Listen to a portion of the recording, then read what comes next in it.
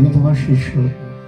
অর্জুনের গুরুত্ব সারা পৃথিবীতে যে পরিমাণে রয়েছে, বলো না কৃষ্ণপুত্র শাম্ব তার গুরুত্ব কজন বুঝে?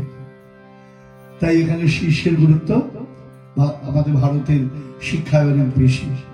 হ্যাঁ, তাই পুত্র হতে হবে যেমন শিষ্য হতে হবে। তাই শিষ্য কাকে বলা হয় বাবা? যিনি গুরুদেবের অনুশাসন জীবন দিয়ে পালন করেন।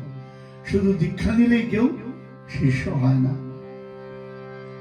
স্কুলে ভর্তি হলেই কেউ অ্যাডমিশন নিলেই পিএইচডি করে না বাবা। পিএইচডি কারা করে? যারা এই এডুকেশনটাকে ভালোবাসবে। তাই দীক্ষা নিলেই কেউ শিষ্য হয় না। আমরা মনে করলাম দীক্ষা নিলাম তাই শিষ্য হয়ে গেলাম না। গুরু প্রীতি যদি না থাকে তাহলে সে কখনো শিষ্য হতে পারে না। এই জন্য দীক্ষা অনেক নিয়েছে প্রভু, হাজার হাজার ছেলে মেয়ে। আমি মজা করে বলি সবাই আমার শিষ্য হতে পারেনি, কারণ অনুশাসন যারা মানে না। তার মানে এই নয় রোজ আমাকে ফোন করতে বলছি, আমি অন্তত যে আমি যেটা দিয়েছি তার গুরুত্ব যার কাছে থাকবে না। অনেকে আছে দীক্ষা নিয়েছে, খেয়াল করে দেখো, জপ করে না, দীক্ষা করে না, কিছু করে না, নাম ধরে ধরে বলে দিতে পারে, কিন্তু এই যে বললাম বলবো না আমি, কারণ কাউকে সকলের সামনে অনর্থক লঘু করা গুরুর উদ্দেশ্য হতে পারে না।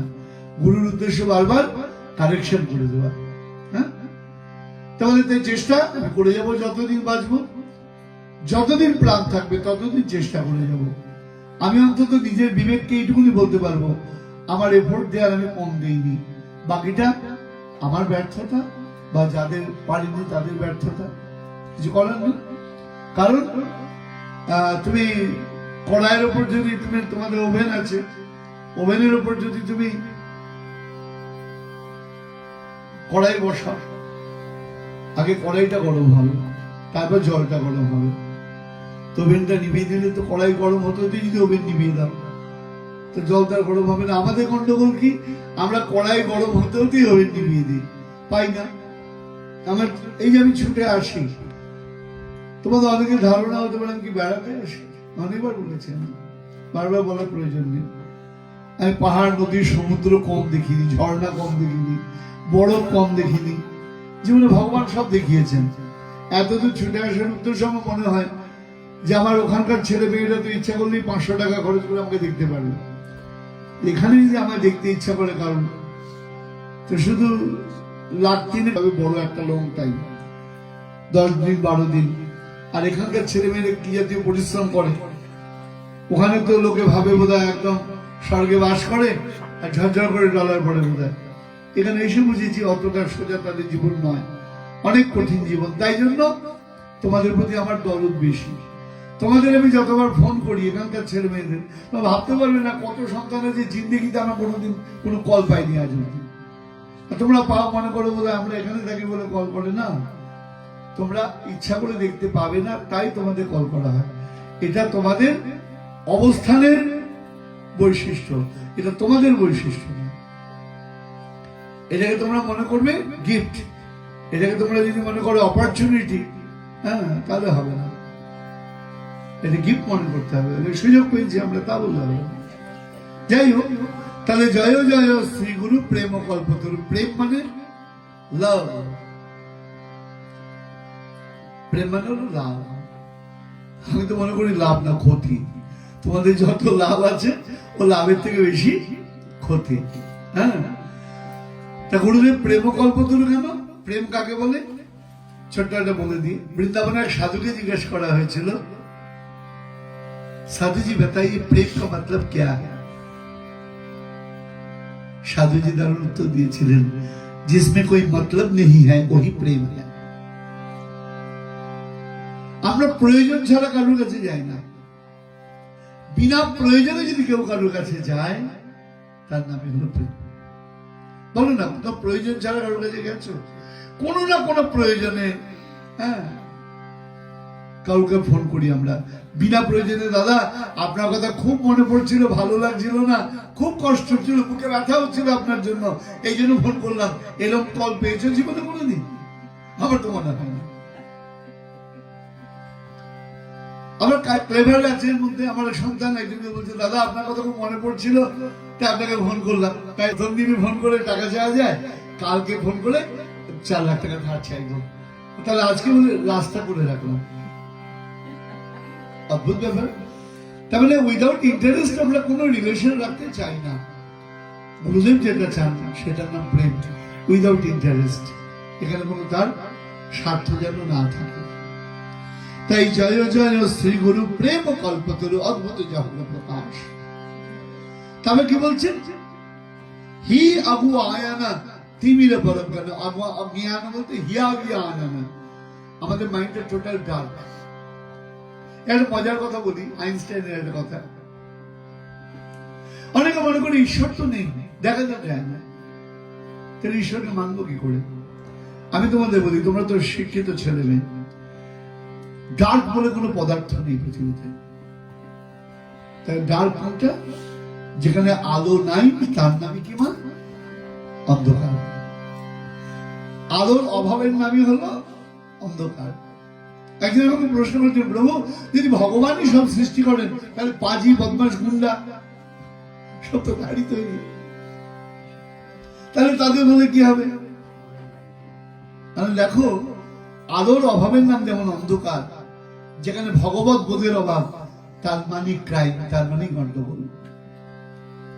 শরীরে খাবার খাই আমরা, যেটা পুষ্টি শরীরে ধারণ করি, মলটা যখন বেরোই তখন ভাবি কি যে আমি খেয়েছিলাম তার থেকে বেরিয়েছে বাই প্রোডাক্ট? না, আমি জানি ওটা বর্জ্য। যে খাবারগুলো খেলাম তার মধ্যে যেগুলো ব্যাড এলিমেন্ট, সেগুলো শরীর থেকে আমার কি হলো? বেরিয়ে গেল। ঠিক তেমনি আমাদের মনে রাখতে হবে, পৃথিবীতে সব গ্রহণীয় নয়। তোমাকে বিচার করতে হবে কোনটা গ্রহণ করবে, কোনটা ত্যাগ করবে, কোনটা রিসিভ করবে, কোনটা অ্যাভয়েড করবে। এটা যে না জানে সেই হলো মূর্খ। বলছেন জ্ঞান কাকে বলে, বিদ্যা কাকে বলে? হেয় এবং উপাদেয় বিচার বিদ্যা শিক্ষা। এডুকেশন কাকে বলে? কোনটা অ্যাভয়েড করবে, কোনটা রিসিভ করবে, এই যে নলেজ, তার নাম কি বাবা? তার নামে হলো এডুকেশন। এডুকেশন অন্য কিছু না। Physics chemistry not only education. এডুকেশনের মিনিং হচ্ছে এটাই, অ্যাভয়েড এন্ড রিসিভ নলেজ। এখন যেটা রিসিভ করার দরকার সেটাকে আমি অ্যাভয়েড করলাম, আর যেটা অ্যাভয়েড করার দরকার সেটাকে রিসিভ করলাম, তাহলে তো গন্ডগোল হয়ে গেল। তাই মহাজন পদ দিয়েছেন, কণ্টকের তরু সদাই সেবিনী মন, অমৃত ফলেরই আসে প্রেম কল্পতরু গৌরাঙ্গ আমার, তাহারে ভাবিলি বিষে। যেটা ভালো জিনিস সেটাকে তুমি ছেড়ে দিলে, আর যেটা খারাপ সেটাকে তুমি হৃদয়ে ধারণ করলে। তা লঙ্কা খেলে ঝাল লাগবে, মরিচ খেলে কোনোদিন মিষ্টি লেগে যেতে কোনোদিন শুনিনি। তা তোমার মুখে যদি ঝাল লাগে, তার দোষ মরিচের না, তুমি যে খাচ্ছ তার দোষ। তুমি আইডেন্টিফাই করতে পারো না কোনটা সুইট, হ্যাঁ, কোনটা মিষ্টি, কোনটা তীখা, হ্যাঁ, ঝাল কোনটা। তাই গেলে কি বলছেন, আমাদের অন্তরটা অন্ধকার, জ্ঞানের অভাব, ভগবত জ্ঞানের অভাব। গুরুদেব কি করেন? সেই অজ্ঞান হৃদয়তে জ্ঞানের আলো প্রজ্বলিত করেন। হ্যাঁ, জ্ঞানের আলো প্রজ্বলিত করেন বললে ভগবত জ্ঞানের আলো প্রজ্বলিত করেন। তিমির গৌরব জ্ঞান সুচন্দ্র কিরণে করুণাস। সুচন্দ্র মানে মুন, আমাদের লাইট দেয়, সান আমাদের লাইট দেয়। মুন আর সানের মধ্যে ডিফারেন্স কোথায়? সানের লাইটের সঙ্গে কি কি আছে বাবা? হিট আছে, টু মাচ হিট। হ্যাঁ, আর মুন যে লাইটটা দেয় তার সঙ্গে লাইট আছে কিন্তু কোনো হিট নেই। তাই গুরুদেবকে কি বলা হচ্ছে? তিনি আমাদের জ্ঞান দেন, কিন্তু তাপ দেন না, যন্ত্রণা দেন না। তাই জন্য সুচন্দ্র। সুচন্দ্র মিন্স চাঁদের মধ্যে অনেক স্পট আছে। যিনি গুরুদেব হবেন, সদ্গুরু হবেন, তার লাইফে কোনো স্পট থাকা চলবে না। বলে তাহলে তো জীবনে দীক্ষা দিতে পারবো না, স্পটলেস লোকই তো নেই। মজা করে বলেছি, অন্তত কম স্পট আর লোক খোঁজ, অন্তত এমন খুঁজিস না সারা গায়ে স্পট। হ্যাঁ, বিয়ে করবো গালে একাত্তর দাগ হলে হয়, বইয়ের সারা গাল পুরনো, হ্যাঁ মানে গালই দেখা যাচ্ছে না, এমন বউ বিয়ে করবো। হ্যাঁ ঠিক আছে। তা আমাদের দেখতে হবে সত্যি কথা, বর্তমান যুগে প্রকৃত সাধু খুঁজে পাওয়া বড় মুশকিল। প্রত্যেকের ভিতরে কোনো না কোনো লোভ, হিংসা, ঘৃণা, বিদ্বেষ কাজ করছে। তার মধ্যে আমাদের খেয়াল রাখতে হবে আমাদের যেন লিমিটেশনটা আমরা দেখতে পাই, বুঝতে পারি। হ্যাঁ তাহলে কি বললাম আমরা বাবা? হিয়াগু আনানা, অন্তরটা অজ্ঞান, তিমির বল জ্ঞান, সুচন্দ্র কিরণে কোনো নাশ, ইহ লোচন আনন্দ ধাম।